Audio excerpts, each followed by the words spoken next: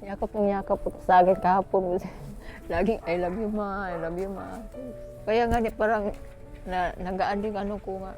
Ay, mahal na mahal talaga ako ng mga anak ko. Ben kay mama. Love you, ma. Salamat po sa pagbigay ng pera po dito para kami makakain po, ma. At salamat po sa Panginoon dahil buo na aming pamilya. Kanila sabi ko na, pipiliin yung buhay ako nga makauwi o patay ako makauwi. Talaga ako nga, naintindihan nila yung sitwasyon ko. Ito wala akong dala kahit damit nila. Ako nga ni, 4 lang damit dala ko eh. Kasi wala talaga ano. Ano ko kagabi pa, dasal ako nga Lord. Kaya na naman, huwag mo naman akong pabayaan po kasi parang maisip ko, ano ba? Parang wala na akong mahugutan sa mga hindi ko alam kung saan rin.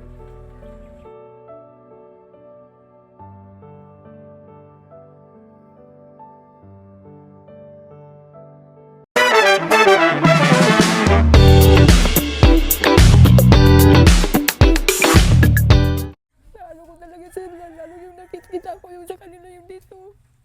Wala naman akong magawa dahil malayo naman ako eh. Niyang ako sa kanila kahapon kasi wala man lang akong dala. Sabi nga sa lubong sa akin, ma, pahingi ako ng ano, ma, walang isag ko na. Intindihin mo naman si mama na kasi wala talaga akong dala dahil ano. May chocolate sana akong naipon, binawi pa sa akin. Yan talaga, ang hirap talaga. Yan, hello po mga kababayan. Naalala niyo pa po ba yung mga batang foreigner? Ayan, halika nga dito. Ito, si Mike. Yan. Oh, kamusta ka na? Ha? Okay lang po. Okay lang? Okay. Last vlog natin sa kanila, December po. Okay. Nandito na pala si mama. Okay na si mama? Kamusta si mama? Okay lang po. Si mga kapatid mo, Iksuan, kamusta? Okay lang po. Bakasyon na kayo, no? Kamusta yung pag-aaral mo? Masaya. Saya, anong grade ka na pagpasok? Grade 6. Grade 6 na? Mm. Okay, very good. So, grade 6 na to siya. Yung isang Iksuan mo, Grade grade 5. Tapos si kuya, 5. Grade Si Kuya Marcelo ba? 9. Waling ko na dali akong si ate Sige, ni mo. kausapin po natin yung nanay niya. Yung nanay po nila ay isang Wala sa taas, sulod. OFW sa Middle Wala East sulod. at kakauwi lamang din po. Hello ate, Hi. kamusta? Anong pangalan mo? Ami. Oh, siya po yung parents nitong mga bata. Okay. Nakuha mo yung mga, kaya pala gwapo rin kayo eh, at saka magaganda eh, maganda si nanay. Kailan ka pa dumating? Kahapon lang. Kahapon mga alas 8. Okay. Alas 8 yata niya. Diretso nakisakay pa ako kasi wala akong pusa. Wala? Wala. Kasi 140 real, hindi ko nga napalitan. Okay. Kasi hindi ako binigyan ng amo ko. Kaya nga nag-away kami. Ipa-cancel sana nila yung ticket ko kasi hindi lang nga daw ako pauwiin kasi wala nga daw pera kasi dami-daming reason nila. Nagbayad sila ng visa ko. Tapos nagbili daw sila ng ticket na pabalik ko. Ganyan. So sa akin naman natatakot ako nga hindi ako pauwiin. Naghanap din ako para makauwi din ako. Inaccept ko ng lahat ng nila nga pabalikin ako, gano'n. Wala na sa isip ko na makauwi ako kasi gano'n nga, yung gali nila di rin maintindihan. Nagsimula na rin yung isip ko nung nasira na nila yung ref, parang hindi na ako makakuha ng tapos yung mga, kahit chicheria or ano man dyan sa labas, sinapasok na nila.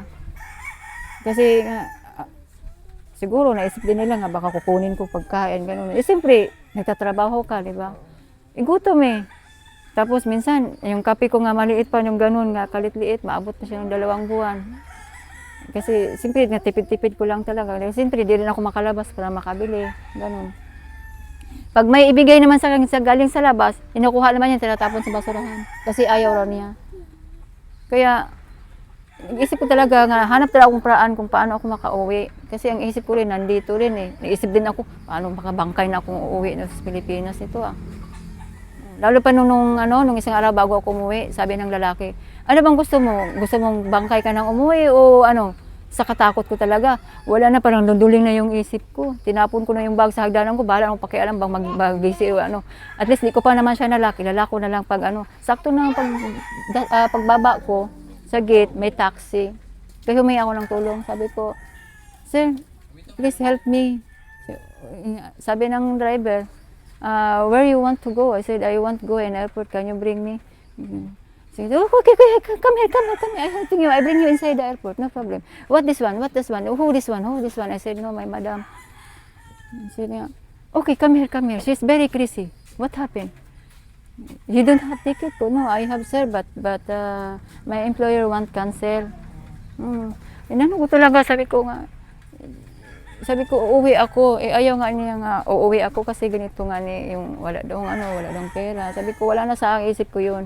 Pag wala man akong pera, walang ano yung problema, hanap ako ng paraan sa Pilipinas kaysa nandito ako. Medyo mahirap pala yung Hirap! pinagdaan. Alam mo, sir, masaya ako doon kung makakain ako sa isang beses sa araw. Oo. Kasi ganun din kahit ano sa abroad, ganyan naman talaga Isip ko talaga yung dito sa kanila. Ano ko talaga, sir, lalo yung nakikita ko yung sa kanila yung dito. Wala naman akong magawa dahil malayo naman ako Nangyayari ako sa kanila kahapon kasi wala man lang akong dala. Sabi nga, salubong sa akin, ma, pahingi ako ng ano, ma, sabi ko na.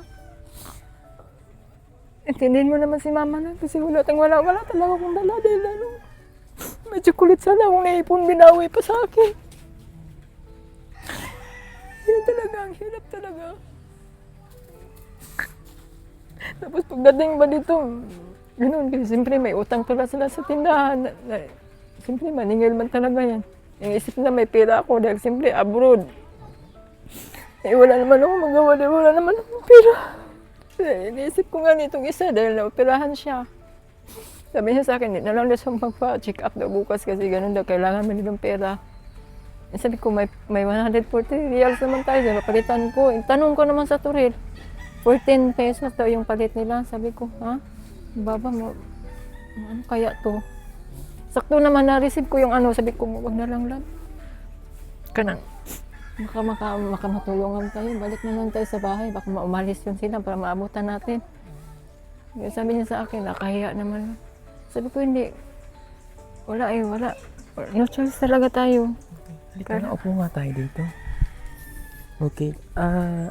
Si ate po kasi, nung December na napupunta kami dito. Megan, no? Megan. Si Megan. Nung December po na napupunta kami dito, wala si ate no, nasa abroad siya. So, yung mga bata yung naiwan dito, yung mga anak niya. So, siya po ay nag-abroad. Pero, hindi ko alam na ganun pala kahirap yung tinanas mo doon. Hirap talaga. Kahit parang ano din. Parang hindi rin ako abroad kasi ganyan din sa hirap.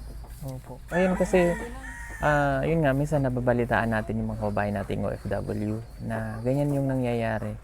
Hindi maganda yung nagiging amo, na nahihirapan yung mga kababayan natin doon. Totoo po yun at isa na si ate doon sa mga nangyari sa kanya. So hinangad lang niya din na makauwi na kasi iniisip niya yung pamilya niya. Ito yung mga anak niya. So, Yan. oo. Ito, si Michael. At yung isa, si Mike. Itong isa, Mark. si Mark. Ayan. Tapos yung kuya pa nila tsaka yung ate. So, pinili na lang din niya palang umuwi para sa mga anak niya. Wala siyang dala. Magkano rin ang dala mo? 140 reals. Magkano yun sa peso? 1 plus yata, mga 1.7 something. Kasi 1.4 lang. 14 pesos lang ano niya eh. Itanong ako sa turil. Hello. Ito siya. Ano nga pangalan mo ulit? Bunso? Yun. Nalimutan ko na kasi. Ayan. Yun yung hirap. Nakakala natin pag nag-abroad, may pera. Hindi niyo po alam yung hirap na pinagdadaanan ng mga kababayan natin. Kaya saludo kami sa lahat ng OFW. Saan bansa ka nga galing ate? Riyadh, Saudi. Yan, galing siyang Riyadh. Tapos may iba yung nangyayari sa Iran ngayon. Tsaka sa nagigera din ba? Naano din kasi sa amin kasi pagka ganito pala sa kanila doon, pag saang pabor na ilalaglag nila yung bomba, doon nila ilalaglag yun. Kaya yung nakaraan doon, ilang beses silang naglaglag doon. Kaya natamaan yata yung gasolinahan doon sa Riyadh. Yung natamaan, ang grabe, yung ingay namin ng cellphone, alert ng alert. Ganyan, kasi ganyan pala sa kanila eh. Alert ka doon, ganyan kasi. Siyempre, kaya maraming doon, maraming OFW pinapauwi talaga.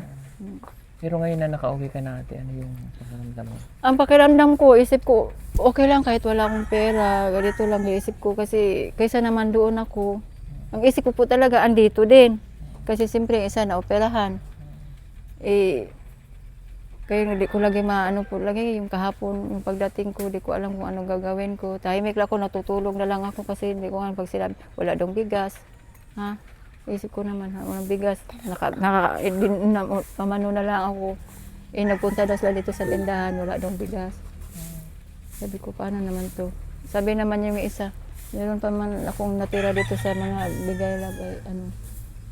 bili ko. Ba't binigay niya yung 200 kahapon, bili ng bigas, 2 kilo. Yung isip ko naman ngayong araw na to, saan ako? Sabi ko nga may problema pa tayo, kailangan ipa-check up natin yung operation mo kasi nagabasa. Kailangan po niya yung lagyan niya yung parang napkin po ba, parang hindi nga siya Magkagat? Oo po. Okay. Ganun. Ilang taon ka na ate? 44. Bata ka pa. Ako pumunti na ako pero bata ka pa kaya mas mabuti na rin nakauwi ka. Opo. Miss mo ba yung mga anak mo? Siyempre naman po kahapon, sabi ko talaga, thank you Lord, pinauwi mo talaga akong buhay kahit wala man akong pera, pero blessing pa rin kasi kahit ganito kami, tanggapin na. Tama. Kasi wala naman tayong ibang kaya nga nag-usap-usap kami kagabi, ito sabi ko sa kanya nga, paano ito, umuwi si mama, walang pera. Sabi na mabiro naman si Mike. Ma, ano mo kaya si kung biro mo? Trabaho ko sa kanya. Trabaho ano yun? Factory. Trabaho. Opo. Yun naman yun. Ganito yun na kasi humingi akong tulong sa kanila natin. Kasi hindi ko na talaga alam kung anong gagawin ko na. Wala talaga si mama. Pero blessing naman dahil kahit ganito tayo at least binigyan pa tayo ng makauwi ako ng buhay dito. Kasi dami-dami ko na talaga naranasan doon. Hindi na ako makalakad po doon dahil sa ganito nga ang laki ito. Parang hindi ko maintindihan po sa inyo. Parang nagmamangga ito lahat. Meron pa nga natira nga mga hindi ko nga talaga po alam kung anong nangyari sa akin doon. Tapos kahit hinat na talaga ako maglakad, trabaho pa rin. Kasi ganun sila. Tapos nagpaalam po ako ng isang beses na gusto ko nga magpahinga dahil napunta po kasi ako sa doktor. Over 6 lang po yung over ko. Sabi ng doktor, natutulog ka ba? Hindi naman ako makapagsabi ng totoo dahil nandun yung amo ko nga. Iwasan ko nga kung magkamali ako magsalita dahil siyempre baka pong mangyari sa akin. Ang isip ko po talaga doon, yung mga anak ko dito, kung ano mangyari sa akin doon.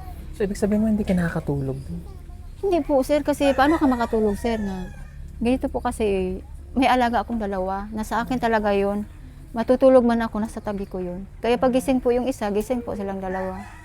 Tapos wala kang pagkain na kumbaga pa rin nila na pagkain. Hindi ka naman po doon eh. Kaya masaya lang po ako doon pag halimbawa pag Friday. Kasi pag Friday po kasi yung katulong ng kabila na Pilipina din, binibigyan niya ako pagbalik niya galing doon sa sa nanay ng amo niyang lalaki. Kasi ganyan ay pag Friday, pupunta doon sila sa nanay ng amo niyang lalaki. Tapos nagdadala siya ng pagkain. Yung ganyan din kalaki ba, galon ba? Tapos binibigay po sa akin. Kaya gaso lang minsan, pag hindi ko makita, maiwan lang niya doon, hindi ko na makukuha dahil makuha sa amo ko, itatapon sa basura yun. Dahil basura daw po yun. Sabi ko, ma'am, madam, hindi po basura yun, pagkain ko po yun. Sabi, no. You eat what you want, what have here. Don't take any people. So ano pagkain mo dito sa amo mo? Siyempre, mga tira-tira lang kung ano. Minsan, walang tira. Naranasan ko pa, sir, pagkain po nila, sir, tinatapon na sa basura. Inakuha ko po yun, nilagay ko sa plastic, tapos tinatago ko nadala sa along ko nakain. Kasi hindi ako pwedeng kumakain po sa harap nila dahil may kamera po. Yung kamera ko pala talagang lagi kong iniiwasan po doon. Hindi ko maintindihan din sa kanila, ano. Paano makakapagtrabaho ng maayos Eh, kaya nga po, sabi ko po, sir, yung dati kasi nung nagkasakit ako, sabi ko, Madam, can you give me medicine? Binigyan lang po niya ako ng isang, yung tawag po ng Panadol. Maayos ba yun, sir, nga, ang sa laki ng dito ko. Sabi ko, kahit nga ang sakit ng ulo ko, hindi ko nga maintindihan. Kaya minsan nahihilo ako dahil sa baba rin ng dugo ko. Hindi ko maintindihan sa kanila. Paano makakapagtrabaho ang isang tao na iba naman kasi sila. Wala silang pakialam sa ano. Sorry for my word. Ganun talaga. Alam mo, sir, sinasabi ko talaga sa ilang beses kayo nagdadasal sa isang araw pero hindi kayo marunong maawa ng tao. Sabi pa sa akin, I don't care. Iba kasi nila. Kaya yun yung hirap na dinadaanan po ng mga OFW. Kaya yung mga anak, huwag kayong maging swail, huwag kayong mga mapasuway. Kasi yung mga nanay ninyo na OFW sa ibang bansa na nagtatrabaho doon, hindi nyo alam yung dinadanas. Mahirap, pero tinitiis lang para may maipadala. Example na lang si ate, tiniis niya lahat doon. Pero pas pinili pa rin yung makauwi ng buhay kahit wala ng pera. Pag uwi niya dito, wala siyang dala. Hindi yung 140. 140 reals nandiyan. Masakit yun para sa kanyang pamilya. Importante lang sa kanya makauwi. Anong plano mo ate dito ngayon? Hindi ko nga mag-apply po siguro, hindi ko alam, sir. Ma-apply pa ba ako? Mag-apply po siguro ako dahil nag-aral po sila eh. Apply ka naman sa ibang lugar. Sa ibang... Mag-apply po siguro, try ko po kung matanggap pa ba ako. Kasi ang isip ko naman, mag-abroad. no choice po ako, sir. Hindi naman siya makapagtrabaho dahil perahan naman po siya. Hindi po siya makapaglakas. Kasi dito yung tinanggal yung niya eh. Isa lang tinanggal sa kanya, pero mahirap na lang dahil siya makapaglakas dahil lalo po nga iniwan ko nga sa kanya, lalo po nga lang nung may nagtatagas pa. Sabi ko, ano ba yan may nagtatagas na yan? Sabi, hindi daw po niya alam dahil daw po yung pag-opera daw sa kanya. Basta may nalalagdaw daw po niyang parang blue ang kulay. Ano ba yun yung galing sa niya, sa opera. Hindi daw po niya alam, pinagalitan pa nga daw po siya sa doktor kay bakit daw daw yun. Sabi niya, bakit daw siya daw po ang tatanungin na yung doktor naman po daw nag-opera, sila naman daw po nakakaalam. Yung mga anak mo, natututuloy maghanap buhay kahit bata pa. Opo. Sabi niya kanina, nangunguha daw sila ng baki. Opo na. Kaya yung sakto nung nag-ano nga ako sa inyo, nung na-send ka. Kaya napilit ko na po talaga yun. Dahil wala sila dito. Kaya wala na kaming bigas na ganito. Kahapon ba po kami, nag-ano lang po kami si Mark, naka 100 yata dahil nung naghakot siya ng bato, binigyan na po siya ng 100. Kaya bumili na siya ng itlog na 6. Yun na po inulam nila. Ano yung mga susunod na araw ate? Yun lang pong pag wala daw, yung kumuha daw sila sa ilog. Yung isda, yung maliliit. Ang nakatakutan ko na baka makakuha sila ba na mahikahilo. Saka baka may ahas dyan. Oo, yun pala talaga nasa isip ko. Paano kung matimingan nila yung banakon? Sinabi ba nila dito na may banakon na po dyan? Sila naman nagsasabi sa akin, kausapin mo yung anak mo kasi nasa ilog na yun nakatira. Sila, kung ano po yung nanap nila sa ilog. Kaya nga tinawagan ko dito, bakit nasa ilog kayo lagi? Sama, no choice naman kami dahil wala kaming ulam. Magpapasok ka na ulit. Pasukan na po. Hindi ko alam kung makapasok po sila kasi sitwasyon pa po namin eh. Sabi ko po sa kanila kung makapag-apply ako ng panibago, patuloy kayo sa pag-aaral. Pero hindi ko nga alam po. Kaya nga isip ko mag-apply ako ulit next week kasi wala po talaga kami sir. Ngayon lang eh. Kung saan-saan ako nakipag-usap, may bigas lang po kami. Ano yung pakiramdam bilang isang makita mo ganyan yung mga anak mo? Sakit. Sa dibdib mo nga parang galing ka nga ng abroad pero sakit talaga dahil siyempre expected na yon sa mga anak mo nga umuwi ka nga may pera. Pero pinaunawa ko sa kanila kahapon yung pagdating ko. Umiyak ako sa kanila, sabi ko na pipiliin nyo buhay ako nga makauwi o patay ako makauwi. Mama, wag mo isipin mo po yan ma. Parang importante mama. Niyakap nila ako. Kaya iyak talaga ako. Naintindihan nila yung sitwasyon ko. Ito wala akong dala kahit damit nila. Wala. Ako nga 4 lang damit dala ko eh. Kasi wala talaga akong Ang ticket ko naman, 20 kilos. Hindi ako pwede makapagdala. Alam mo, yung bag, sa bag pa lang yan, mabigat na. Kaya ang ano ko lang talaga, makarating ako dito, makikita ko sila na, sabi ko, hanap na lang ako ng paraan pagdating ko dito. Wala eh. Sabi ko naman kung patay naman ako makauwi, mas lalo naman mahirapan po sila. Kaya, inaksip ko na lang po talaga na lahat. Sabi ko, paunawa ko na lang sa mga anak ko kasi alam mo naman, maintindihan ko nila ako eh. Kasi sabi, yung babae ko kasi naiyak na yan din yan kasi natatakot na rin siya sa mga OFW na umuwi dito na naka-box. Sabi niya sa akin, ma, kahit wala kang pera, ma, sanay naman tayo sa hirap eh. Basta makasama ka lang po namin dito. Sabi ko na, paano ito nag-aaral ka pa naman? Hindi ko alam na kung mapa-endol ko kayo. Kung makapag-apply ako ulit, kung makatanggap ako ulit, mawang Diyos, makaalis ako agad. Hanap ako paraan nga maka-aral kayo, makapag-enroll kayo ulit. Sabi sa akin, ma, kung mo isipin mo po yun, naintindihan ka na naman po eh. Sige ate, meron akong bibigyan na tulong sa iyo. 10,000. Thank you po, sir. Wala po talaga kami, sir. Nahiyagan niya ako kanina. Oo nga. Yung may-ari po dito, naningil gani po siya. Sabi ko nga, dahil hindi naman po, wala po talaga ako ngayon. Niyakap po naman. Wala po talaga ako tayo kasi ang pilit naman po talaga. At least nakauwi ako ng buhay at sa akin. Sige na, naintindihan ka na naman namin eh. Unahin mo muna yung pamilya mo. Magkano ba upa niyo dito? 1,000 ito sir, pero nung nakaraan po kasi sir, yung time na uuwi din sana ako ng December. Yung nagplano kasi ako, October, November, wala po akong sahod, wala na akong trabaho sir. Nagka-problema po ako sir, binigay ako sa ibang tao. Kaya wala akong sildo. Parang pinag-anuhan lang ako ba, parang pinagtrabaho lang ako ng ganyan-ganyan. Tapos pagka-ano naman, ginawa na naman ako ulit. Kaya wala talaga akong sildo nun. So ilan na yung buwan na hindi nyo nababayaran? Abot yata ng 8. Ilang buwan na? Walang buwan ngayon. Ngayon 26 eh. Ganyan. 1,000 ito, pero na 8,000. Ayan. Kaya nga siningil ako dito kanina. Pinaunawa ko naman na walang inibugas-ligas na kami wala. Sinabi ko naman po sa kanila na ganito. Yung nga nakita ko rin din ang bahay, sabi ko, laki-laki ng bigyan ko nito, 8,000, tapos ganito pang bahay namin. Sira na yan pati sa loob, sir. Hindi ko nga na maintindihan kung anong gagawin ko kung saan kami. Gulo pa yung isip mo. Gulo po talaga ngayon sir, hindi ko alam. Parang, kaya nga kinukulit ko ito yung lagi kong na-message po, hindi ko pahinga naman ng tulong kay sir po. Kasi hindi naman ako humingi ng tulong para sa akin. Kundi para naman sa mga anak ko, para hindi ko kasakaya sir nga magkikita ko na ganyan sila na wala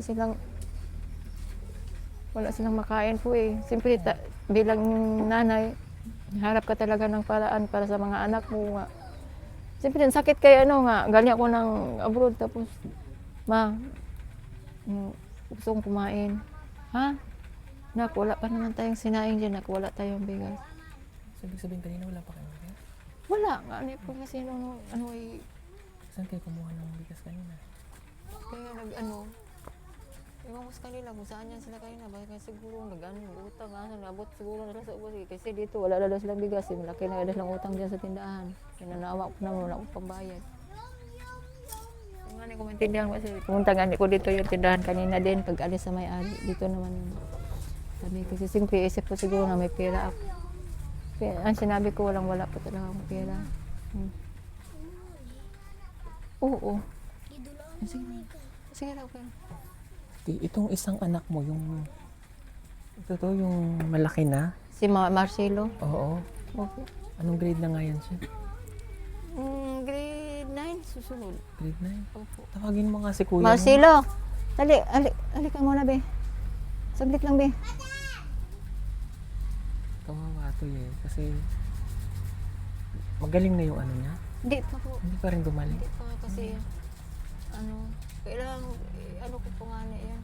Basilin ang inaano ko sa kanya. Nilagyan mo ng basilin na. Nag-18 nga niya. Oh. Anong grade ka na nga? Grade 9 na. Sana tuloy yung pag- Ang dami po talagang, kagabi po natutulog ko. Ako pa hindi ako makatulog sa dami pong mga gat. Dami po Maraming talaga. surot dyan. Dami. Sira na po kasi sa sir. Kasi mahahawa ka din dyan eh. Tanggalin nyo muna lahat. Sira mo naman sa po lahat sir. Pati Yung kahoy. Pati kahoy kahoy. po. Sira po talaga kahit tingnan mo sa loob sir. Maraming surot Oo, dyan. dami po talaga di ko maintindihan sir. Kahit tingnan mo po sandali sir. Na, ang hirap po talaga di ko alam. Wala naman ako, nagtatanong po ako ng mga, wala naman kaming matirahan na kung saan. Tapos, di naman ka pwede mag-arkila ng, mahal naman dito. Saglit lang na. Mahal naman po mag-arkila ka dito na, kaya natiis, na ko po talaga dito. Dahil ganyan lang. Tapos, 1,000 nga, nahihirapan ko na po. Kaya nga hindi ko nga alam kung paano, ang susunod namin.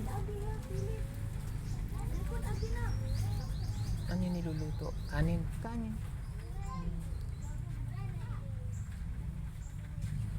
Kung ano po talaga, kahit nga yung mga plato nila po, sirang-sira lang. Sabi ko, "Uy, bakit ganito?" Wala. Sige na, tiisa na. Sige na. Wala tayo magagawa eh. Sirang-sira na lahat eh. Sabi niya ng anak kong babae, isipin niya na, una lang tingnan mo. Buti nakakaintindi siya. Sabi niya. Sabi sa akin na, una lang tingnan mo yung mga natin dyan, importante nga, buhay ka nakauwi, gano'n. So, sanay naman tayo sa hirap mo. Just kasama ka po namin. Sigurado kayo mga anak kasi alam ko naman na kayo nga expected nyo nga uuwi ako na may pera. May mga gamit kayo. Paano ito? Wala. Okay lang yan. Huwag mo isipin yan. Saan mga bata makapag-aral lang? Sana po eh. Pero sana makahanap ako ng trabaho agad. Yan lang po talaga yung ko. Hindi ko alam kung saan po din. Kung dito po kasi ako mag-apply ng mga dito, ang hirap naman po. Kasi wala namang akong ibang magandang ma-applyan eh. Puro lang namang mga dito eh. Pwede lang kung may mag-backer sa ganyan nga, makapag-apply ka ng magandang trabaho. So ganito lang, wala. Dati po kasi sir, nagtrabaho ko sa Marchon. Ano po yung Marchon? Yung factory po yan siya eh. Nag-packing po kami, kaming dalawa ng asawa. Yung nagkaroon ng problema, ganun nga dahil parang bumagsak po yung nila company. Kaya, ganun po. Yung asawa po kasi ni ate may sakit. So, hindi may opera kaya hindi makakilos. Matandaan na rin. Kaya ganun. Okay, so yun lang ate. Pakatatag ka ha. Sis, maraming salamat po talaga sa inyo sir. Papacheck up ko na po talaga yan bukas. Kasi hindi siya pa-check up sir kasi naganang may nagatagas po ba sa kanya. Hindi ko nga alam kung ano yung kasi yung gamot po kasi niya sir, hindi niya na hindi na nainom dahil wala na po siyang pang Sabi akala daw nga kasi niya kahapon may pera ako pagdating. Sabi ko wala. Sabi sige na, mag-iisipin niya. Hindi na akong pa-check up at least may awa rin. Magaling na lang daw siya. Magpakatatag ka lang, kaya yan. Ha? Kaya no choice talaga sir kung Diyos na lang nakakaalam. Po. Kung makaalis ka, huwag ka na lang sana mag-Saudi. Ewan ko pa kung i-try ko po sa iba. Sa Hong Kong. Kasi actually po talaga dati ko sa Hong Kong. Ewan ko nga po ngayon. Try ko nga kasi walang placement fee po ngayon Pero Mas okay naman sa Hong Kong. Ano?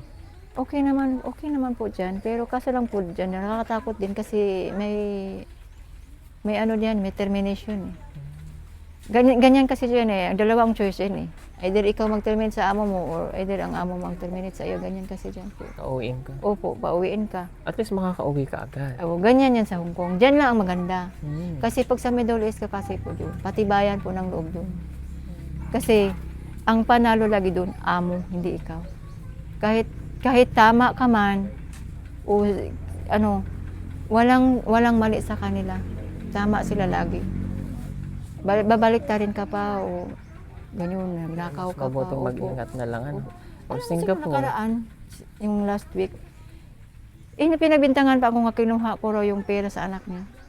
Yung binibigay-bigay po ngayong Ramadan nga ni po siya. Sabi ko, anong pera ko? Laghugin mo nga dyan, ini 1 real, wala nga ako eh. Hindi mo naman sabi nga, ilagay-lagay, wala naman susi yung bag ko eh, wala naman susi yung kwarto ko eh. Free naman kung sinong papasok dyan. Wala naman kung ano dyan. Tingnan mo sa bag ko. Wala ka na sa tingnan. Sige ate. Ingat. Good luck ulit. Sir, maraming salamat po talaga, sir. Thank you. Ko po Katatag talaga. ka. Kaya mo yan. Para sa pamilya. Dasal lang po. Wala naman tayo ibang paraan po dito nga yung maayos po yung problema natin. Dasal lang po talaga.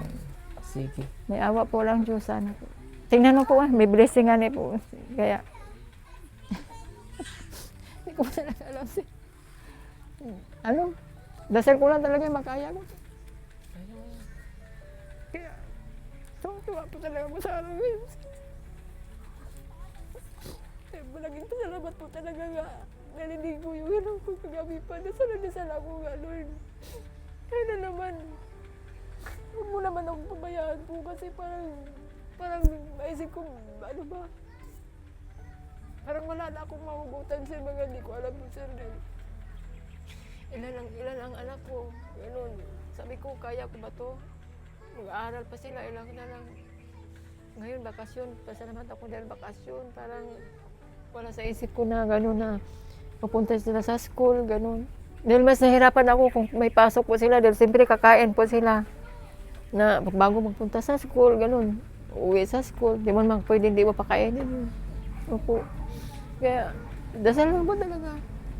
Kaya, sa pasukan, di ko po alam.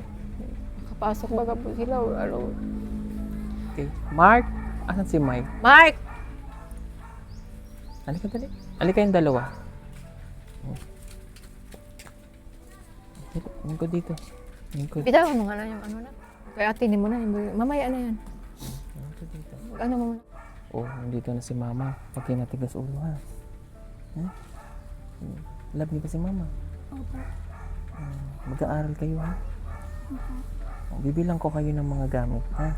Pag magpapasukan na, ako nang bibili ng mga gamit na ha?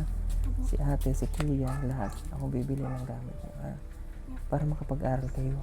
Ha? Habang naririto si Mama, love niyo siya ha? Kasi pag nagtrabaho na naman si Mama, lalayo na naman siya. Huwag niyo siyang bibigyan ng sakit ng ulo kasi ang hirap na ng pinagdaanan ni Mama. Oh. Pero at least nakauwi siya dito ng buhay. Diba? O, hug niyo na si Mama.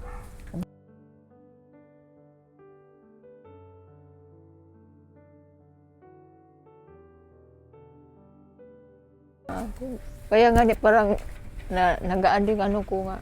Ay, mahal na mahal talaga ako ng mga anak ko dahil wala akong dala. Nag-ano po talaga sila. Hinahag nila po talaga. Pasalamat silang uuwi daw po akong buhay. Ganyan. Hindi daw ako kagaya sa iba nga umuwi daw na wala na. Sabi naman yung maliit na anak ko, yung si Megan. Ma, I love you ma. Miss na po talaga kita ma. Kiss ko ma. Galong-galong. Ay, salamat anak. Ma, wag ka na pong aalis. Kasi sabi po nila sa akin, wala daw po akong mama eh. Yeah, hindi na lang po ako, okay anak. Nandito na si mama. Anong gusto mo sabihin kay Mama? Love you, ma. Salamat po sa pagbigay ng pera po dito para kami makakain po, ma. At salamat po sa Panginoon dahil buo naming pamilya. Yan lang po. Thank you. Ito lang. Anong gusto mo sabihin kay Mama? Salamat, ma, kasi nakauwi ka ng ligtas na hindi katulad sa iba na hindi nakauwi ng ligtas kasi hindi sila pinayagan ng kanilang amo. At kahit mahirap ng trabaho mo doon kasi kahit na mahirap ang trabaho mo, at least nakauwi ka na. Sana hindi ka na bumalik doon kasi baka hindi Lain ng amo mo, hindi ka napayagan umuwi. Yun lang yun. Ang galing itong mga bata. Magaling itong magtagalog. Okay? Sige po mga kabayan.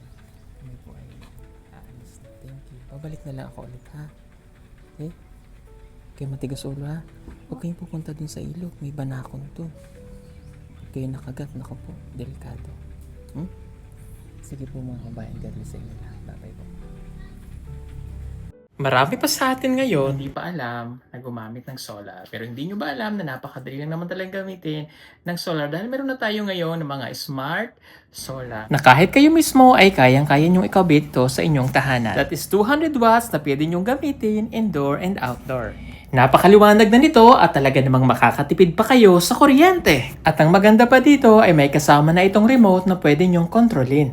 Pwede nyo itong iset ng 3 hours, 5 hours, or 8 hours. At ang isa sa nagustuhan ko dito ay malaki na ang kanyang solar panel. Na makapagbibigay ng continuous lightning na up to 12 hours. Let's say, alas 6 ng gabi nyo binuksan, mamamatay pa siya ng alas 6 hanggang alas 8 ng umaga. At ang maganda dito, hindi basta-basta nababasa ang bulb nito dahil waterproof na. Kaya kung gusto nyo pong mag-order nito ay mag-message na kayo dyan sa PB Team Solar.